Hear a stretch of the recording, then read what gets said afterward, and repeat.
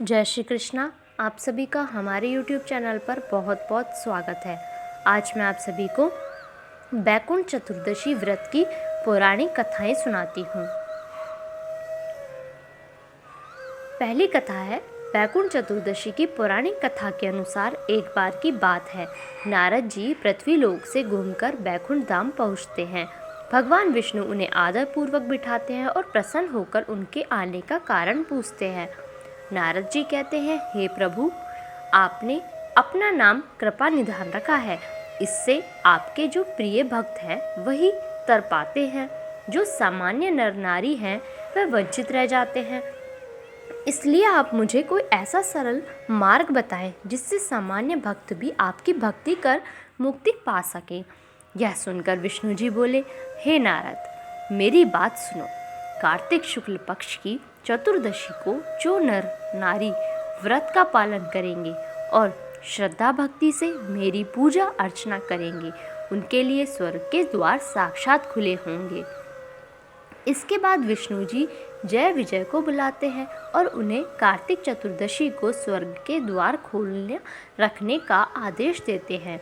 भगवान विष्णु कहते हैं कि इस दिन जो भी भक्त मेरा थोड़ा सा भी नाम लेकर पूजन करेगा वह बैकुंठ धाम को प्राप्त करेगा।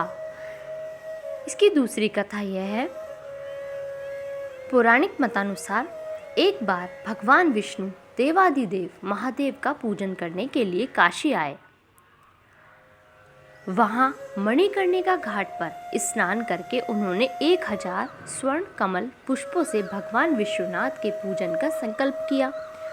अभिषेक के बाद जब वे पूजन करने लगे तो शिवजी ने उनकी भक्ति की परीक्षा के उद्देश्य से एक कमल पुष्प कम कर दिया। भगवान श्री हरि को पूजन की पूर्ति के लिए 1000 कमल पुष्प चढ़ाने थे।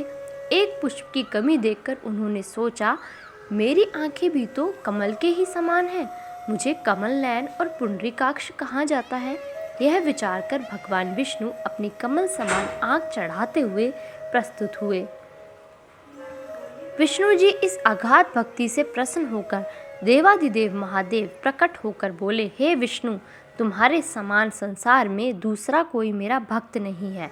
आज की यह कार्तिक शुक्ल चतुर्दशी अब बैकुंठ चतुर्दशी कहलाएगी और इस दिन व्रत पूर्वक जो पहले आपका पूजन करेगा उसे बैकुंठ लोक की प्राप्ति होगी। भगवान शिव ने इसी बैकुंठ चतुर्दशी को करोड़ों सूर्यों की क्रांति के समान वाला सुदर्शन चक्र विष्णु जी को प्रदान किया।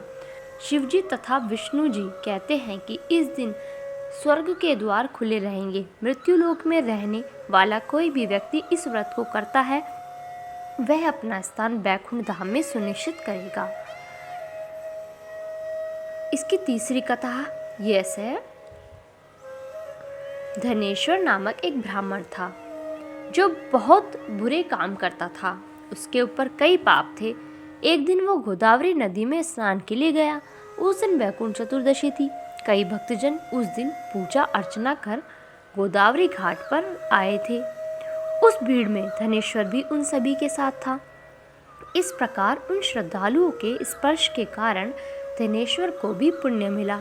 जब उसकी मृत्यु हो गई तब उसे यमराज लेकर गए और नरक में भेज दिया। तब भगवान विष्णु ने कहा, यह बहुत पापी है, पर इसने बैकुंठ चतुर्दशी के दिन गोदावरी स्नान किया और श्रद्धालुओं के पुण्य के कारण इसके सभी पाप नष्ट हो गए, इसलिए इसे बैकुंठ धाम मिलेगा। अतः धनेश्वर को बैकुंठ धाम की प्राप्ति हुई। धन्यवाद। इस वीडियो में बस इतना ही। प्लीज़ आप मेरी वीडियो को लाइक कीजिए, शेयर कीजिए और मेरे चैनल को सब्सक्राइब कीजिए और कमेंट सेक्शन में ज़रूर बताइए कि आपको मेरी वीडियोस कैसी लग रही हैं और बेल आइकन दबा लीजिए, जैसे आगे आने वाली वीडियोस की नोटिफिकेशन आपको मिलती रहे।